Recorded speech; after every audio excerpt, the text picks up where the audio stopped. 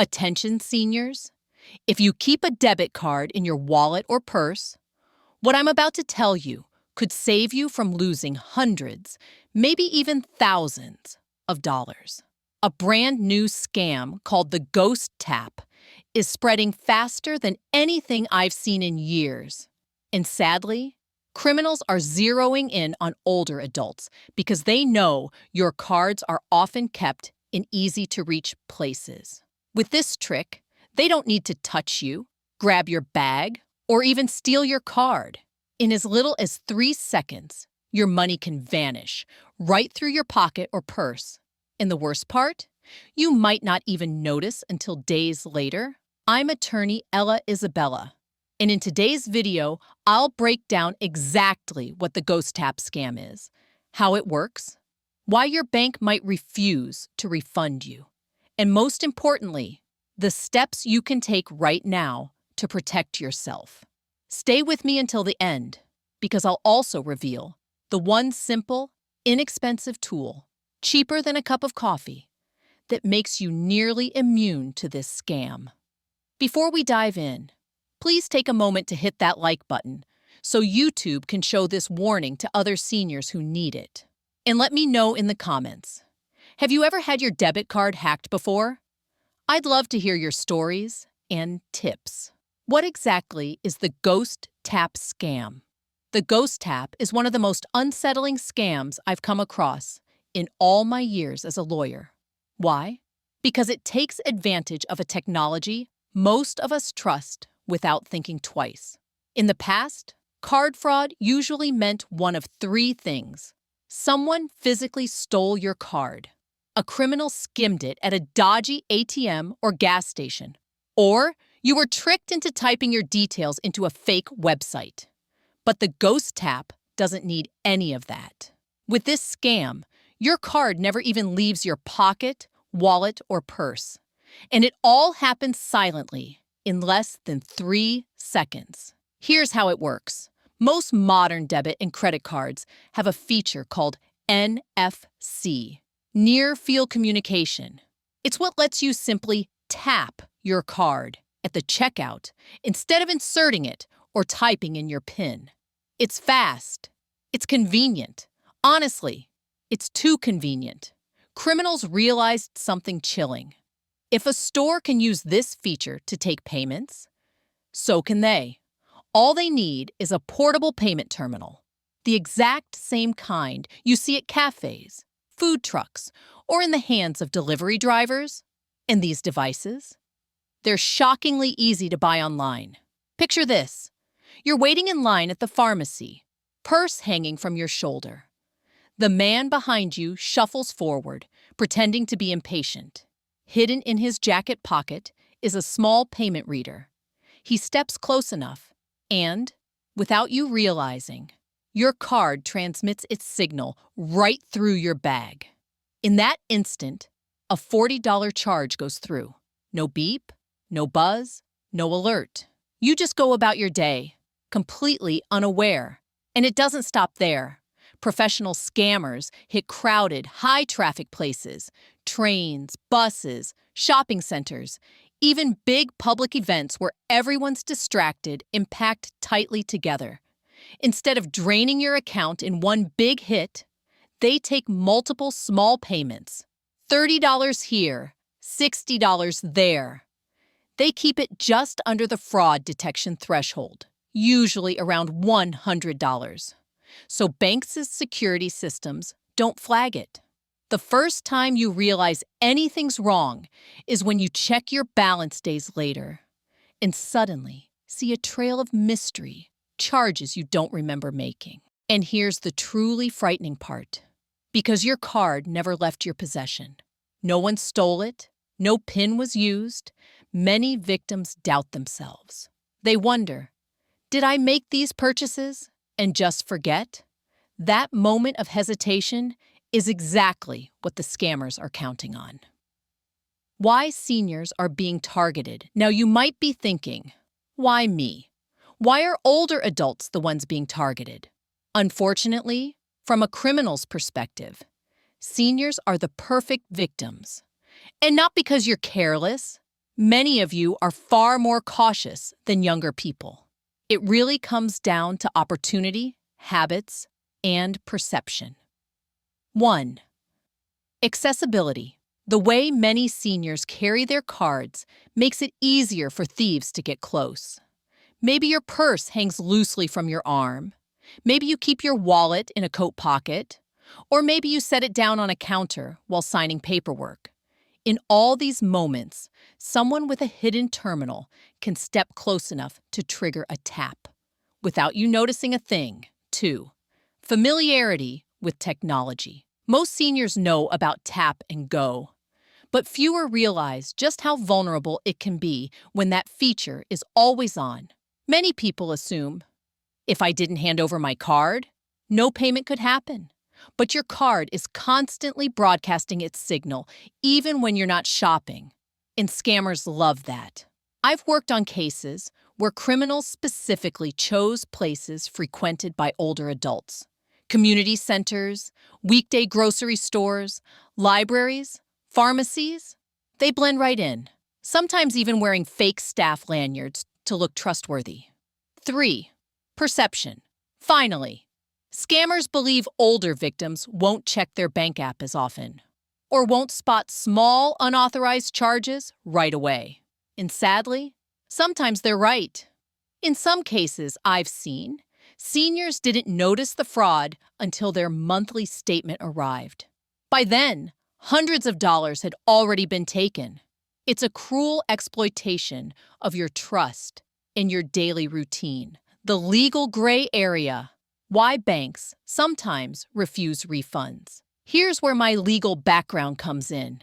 Most people assume that if money is stolen from their account, the bank will automatically refund it. Unfortunately, when it comes to the ghost tap scam, that isn't always true.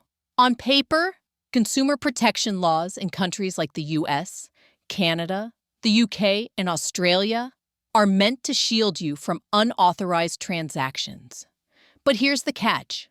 The definition of unauthorized isn't always as broad as you'd expect. With a ghost tap, your physical card is still in your possession. No one stole it, no one cloned it, and no one hacked into your account online. The payment was made using the card's built-in NFC chip, exactly the way it was designed to work. From the bank's perspective, the system didn't fail. A payment terminal requested a tap, your card responded, and the transaction went through. No incorrect PIN, no failed verification, no obvious fraud.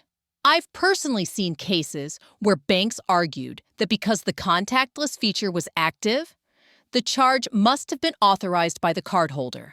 In other words, they're essentially saying, your card worked as intended, so it's not our problem.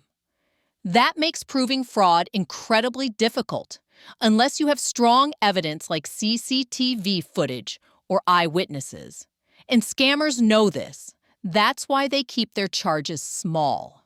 Instead of one big withdrawal that might trigger alarms, they slip under the radar with $20, $40, $60 at a time. To a bank, those numbers don't look suspicious. Another problem is timing. Many banks require that you report suspicious charges within a short window, sometimes just 24 or 48 hours. But ghost tap victims often don't spot the fraud until days or even weeks later. By then, the protections you thought you had may not apply. In some disputes I've handled, banks even suggested that a family member or friend must have borrowed the card with implied permission. That shifts the burden of proof onto the victim, making the process exhausting and stressful. Yes, you can often get your money back, but it's rarely quick or simple. You may need to file multiple reports, submit written statements, and even escalate your case to a financial regulator before the bank takes it seriously. And scammers are counting on this. They know many seniors won't have the time, energy, or resources to fight a long, drawn-out dispute. That's why prevention is so critical with the ghost tap scam, Because once the money is gone, getting it back can be far harder than you'd ever expect. How to protect yourself right now. Now for the good news. Even though the ghost tap scam is sneaky, it's also one of the easiest scams to block if you take action today. Scammers rely on two things: that your tap-to-pay feature is always switched on, that your card is stored in a place where their device can get close enough to it.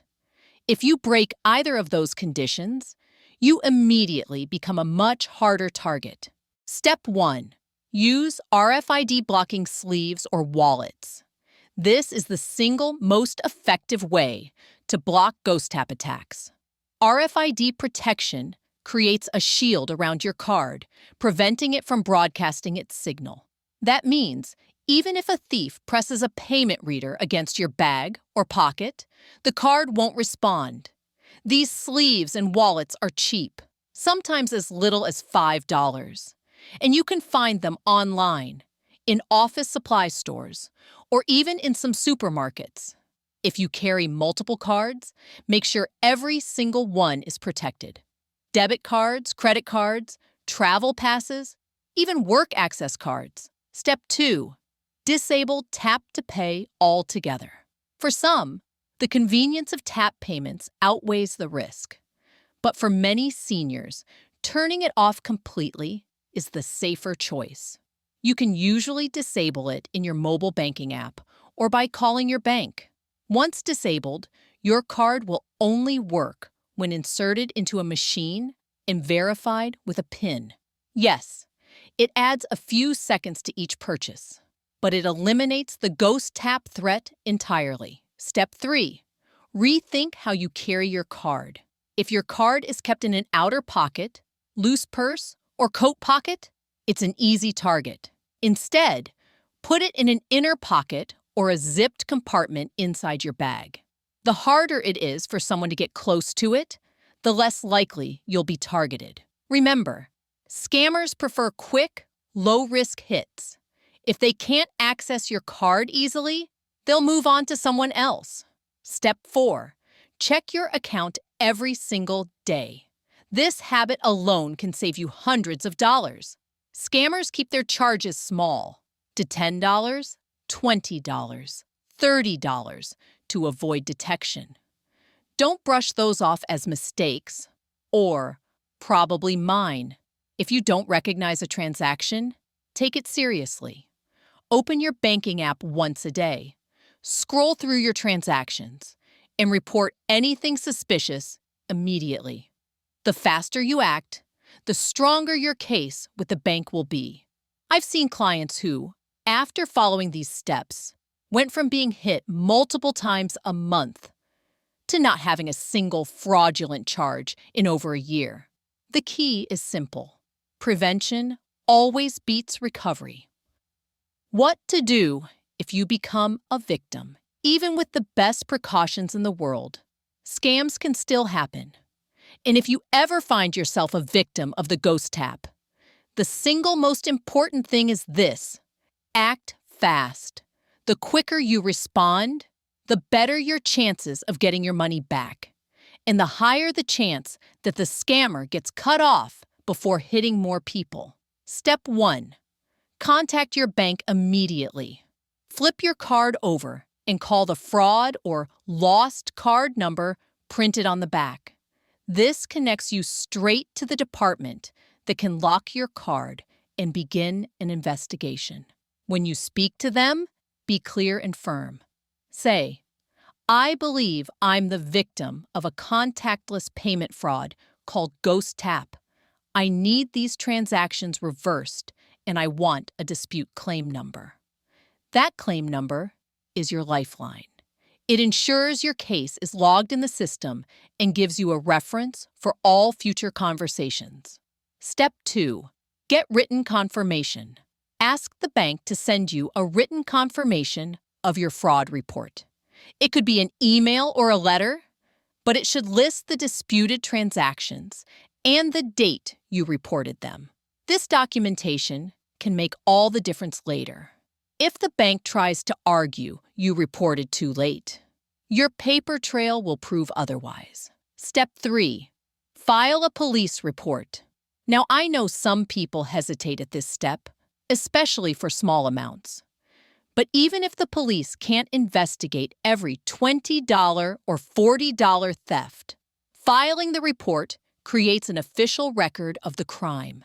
That record strengthens your claim with the bank, and in some countries, it's actually required if you want to escalate your case to a financial regulator. When filing, be as specific as possible. Note the dates and times of the suspicious charges, where you were that day, and whether you remember anyone standing unusually close to you. Step 4. Document everything. This is where most victims slip up. Write down the names of every bank employee you talked to, the date and time of the call, and exactly what they said. Take screenshots of your bank statements, save emails, and make copies of any letters. Yes, it sounds like a lot of work, but in my experience, the victims who kept the most detailed records were the ones who got their refunds fastest. Step 5. Escalate if necessary. If your bank refuses to refund you, don't just accept their first no. Ask them to put their decision in writing. Then take your case to your country's financial regulator. For example, in the U.S., that's the Consumer Financial Protection Bureau, CFPB. In the UK, it's the Financial Ombudsman Service. In Australia, it's the Australian Financial Complaints Authority, AFCA. In Canada, you can go to the Financial Consumer Agency of Canada, FCAC. These organizations exist to protect consumers, and they can pressure banks to review your case more fairly. Step 6. Lock it down for the future. Once you've reported and documented everything, take steps to make sure it never happens again. Replace your card, disable Tap to Pay if you haven't already, and invest in RFID protection. Remember, ghost tap scammers rely on surprise. Once you're aware and have defenses in place, you're no longer the easy target they want. Stay one step ahead. The ghost tap scam is one of the sneakiest tricks I've ever seen. It's silent, invisible, and preys on trust and routine. But here's the encouraging truth. With just a few smart precautions, you can shut it down completely. Shield your cards with RFID sleeves or wallets. Disable Tap to Pay if you don't need it. Carry your cards in harder-to-reach places. Check your bank account daily, even if it's just for 1 minute. And if, despite all of that, you ever become a victim, act immediately, document everything, and don't let the bank push you around. You have rights, and you can fight back. Now, before we wrap up, I promise to share the one free item that makes you nearly immune to ghost tap. Ready? Here it is. When your bank sends you a new debit or credit card in the mail, it almost always comes in a thin paper or cardboard sleeve. Most people throw it away. Don't. That simple sleeve actually blocks the NFC signal, just like an RFID wallet. It may not be as durable or stylish, but it works, and it costs you absolutely nothing. Slip your card back into it, and you've got instant protection. Seniors, I want you to take action today. Go grab your purse or wallet. Check if your debit and credit cards are sitting unprotected. If they are, make a change. Whether it's using that free sleeve, buying a $5 RFID blocker, or disabling Tap to Pay altogether. Do something right now before scammers get the chance. And please, don't keep this warning to yourself. Share this video with your spouse, your siblings, your friends at church, or your community group. The more people know about Ghost Tap, the harder it becomes for criminals to succeed. Lastly, if this video helped you, hit that like button so YouTube shares it with other seniors who need this warning. And tell me in the comments, have you ever been the victim of debit card fraud? Your story might help someone else avoid the same trap. Stay safe, stay smart, And remember, you have more power to protect yourself than you might think. I'm attorney Ella Isabella, and I'll see you in the next video.